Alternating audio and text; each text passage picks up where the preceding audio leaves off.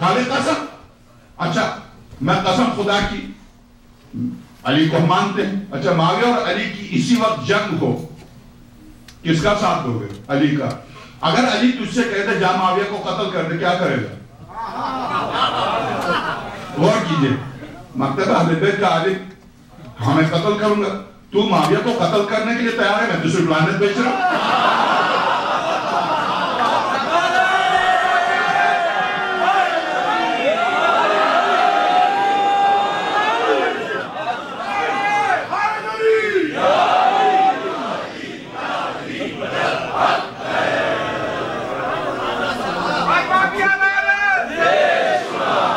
بے وقوف آدمی ہے, تو قتل کرنے کے لیے تیار ہے, تو مسلمان, میں صرف لعنت بیچ کے کافر.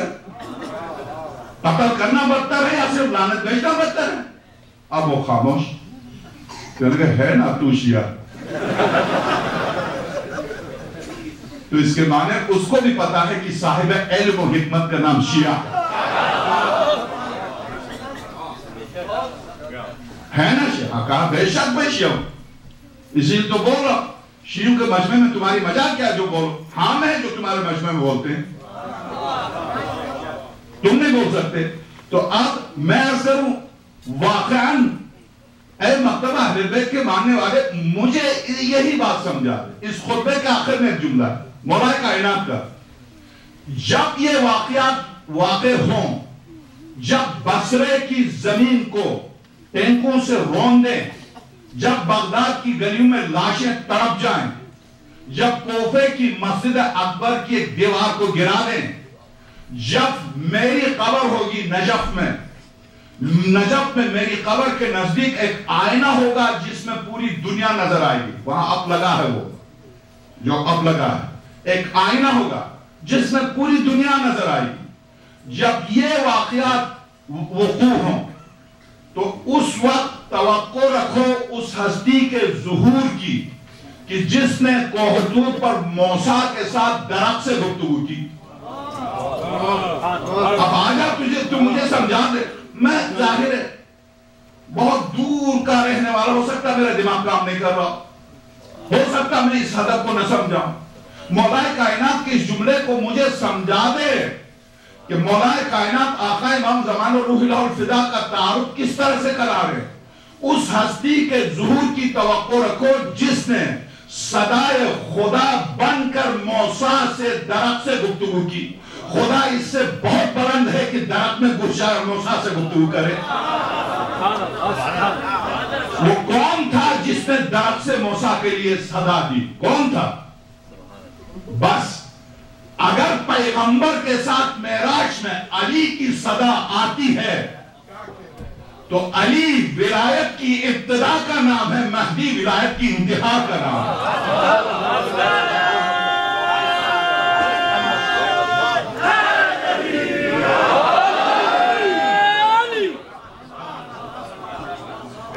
ولایت آسان نہیں ہے, ویسے ہی نہیں ہے کہ یعقوب نبی ولایت کے سامنے سجدے میں گر جائے. ولایت ہے, یہ ولایت ہے. اس کی تشریح مجھے افسوس ہے کہ میں بہرحال میرا موضوع یہ نہیں رہا, ورنہ موضوع خود ولایت کسے کہتے ہیں, ولایت کی کتنی قسمیں, ولایت تکوینی, ولایت تشریعی, ولایت تحکیمی. ولایت پر تفصیل سے گفتگو اس موضوع پر گفتگو ہوئی نہیں, مگر یہ کہ ہو سکتا ہے محرم کے آخری عشرے میں میں خطبہ غدیر جو پیش کر رہا ہوں اس میں شاید اس پر میں گفتگو کر سکوں. باب الحوائج میں انشاءاللہ اگر زندگی رہی تو. ولایت ایک بذات خود ایک موضوع ہے, اس پر تفصیل. اب آپ آئیے مولا کائنات کا ارشاد. اب میں آپ کی خدمت میں ایک آخری روایت پیش کرتا ہوں, بآواز بلند صلوات بھیجیے.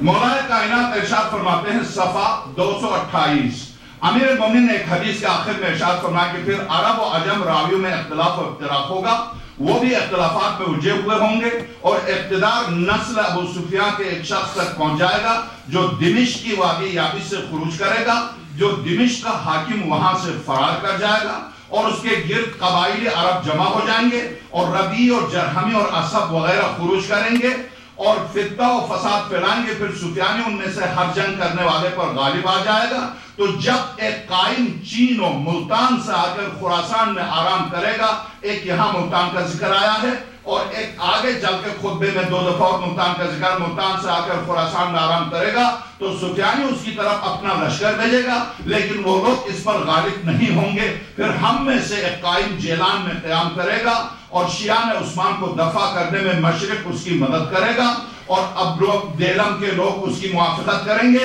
اور اس سے انہیں نعمتیں اور سہولتیں ملیں گی، اور میرے بیٹے کے لیے پرچم بلند ہوں گے اور وہ انہیں مختلف علاقوں میں لہرائیں گے، اور بصرہ آ کر شہر کو تباہ کر دے گا اور کوفے کو آباد کرے گا۔ اس وقت سفیانی اس سے جنگ کا ارادہ کرے گا اور اسے ہلاک کرنے کے لیے اپنے لشکر کے ساتھ چلے گا۔ تو جب ہزاروں آمادہ ہو جائیں اور صفیں استادہ ہو جائیں اور مینڈا اپنے بچے کو قتل کر دے، تو خون کا انتقام لینے والا اگر مر جائے اور دوسرا کھڑا ہو جائے گا، پھر یمانی سفیانی سے جنگ کے لیے کھڑا ہوگا اور نصرانی قتل ہو جائے گا۔ تو جب کافر اور اس کا فاجر بیٹا دونوں ہلاک ہو جائیں گے اور صحیح رائے رکھنے والا بادشاہ مر جائے اور اس کا نائب بھی اسی راستے پر چلا جائے، تو دجال خروج کرے گا اور گمراہی و فریب دہی میں کمال حاصل کرے گا، اور پھر حکمرانوں کا حاکم، کافروں کا قاتل اور مرکز امہ بادشاہ ظاہر ہوگا، جس کی غیبت میں عقلیں متحیر ہوں گی، اور اے حسین وہ تیری نسل میں سے نوا ہوگا، وہ رکن و مقام کے درمیان ظاہر ہوگا، زمین پر پست افراد کو ختم کر دے گا۔ مبارک ہو ان مومنین کو جو اس کا زمانہ پائیں گے اور اس کے عہد میں رہیں گے اور ان کی قوموں میں سے ملاقات کریں گے اور آقا کی حکومت میں زندگی بسر کریں گے۔ یہ روایت ابو ذر سے مولائے کائنات صلی اللہ علیہ وسلم سے براہ راست ابو ذر نے نقل کی ہے۔ خروج کے سلسلے میں امام صادق صلی اللہ علیہ وسلم نے فرمایا کہ سفیانی، خراسانی اور یمانی، ان تینوں کا خروج ایک ہی سال، ایک ہی ماہ، ایک ہی دن میں ہوگا۔ ان تینوں جنگوں میں یمانی یمن سے جو نکلے گا، میں نے عرض کیا کہ کل چونکہ عاشور ہے، اس کے بعد اس پر تفصیل سے گفتگو کروں گا کہ ہم اب کس قدر نزدیک ہیں، اب ہم کس قدر بہت نزدیک ہیں۔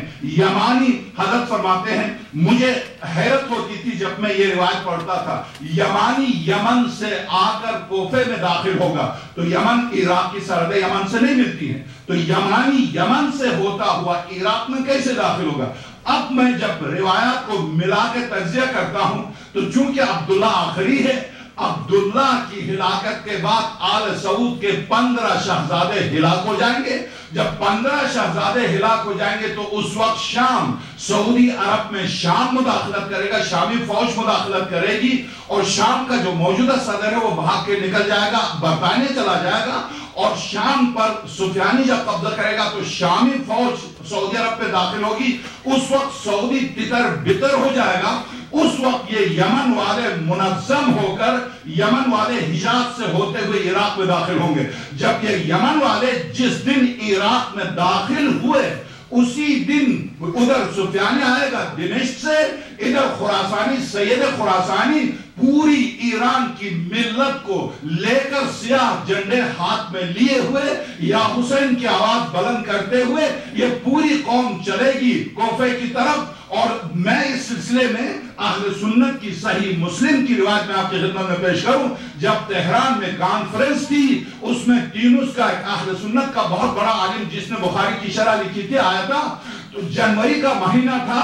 جنوری کے مہینے میں تقریباً انقلاب کے بالکل شروع میں 25 یا 26 27 سال ہو گئے، جب تہران میں برف جم گئی تھی، بیچارہ بڈھا تھا، عصا ہاتھ میں لے کر آیا تھا۔ جیسے ہی ہم تہران میں اس ہوٹل استقلال جہاں کانفرنس تھی وہاں سے نکلے تو میرے سامنے تھا، میں بس میں سوار ہو کے جانا تھا راہبر کی خدمت۔ جب ہم باہر نکلے ہیں تو پھسل کے گر گیا، گرنے کے بعد جب اٹھا تو اس کے سینے میں برف جم گئی۔ برف کو جاگتے ہوئے کہا کہ اب میں سمجھا اس صحیح مسلم کی روایت کو کہ جب میرا قائم ظہور کرے، جب خراسان سے سیاہ جھنڈے نکلیں تو تمہیں اگر سینے کے بل برف پر چل کے جانا ہو تو بھی نکلنا. تو میں اس روایت پر سوچ رہا تھا دنیا عرب میں سوائے شام کے اور فلسطین کی کہیں برف نہیں ہوتی ہے. یہ برف کی روایت کہاں سے آ گئی؟ اب میں سمجھ گیا کہ ہاں کس قوم کے لیے ہے اور کس طرح سے یہ ارشاد فرمایا پیغمبر خدا نے سرور کائنات نے کہ جب میرے قائم کے ظہور کا وقت قریب آئے گا، جب سفیانیوں، خراسانیوں، یمانی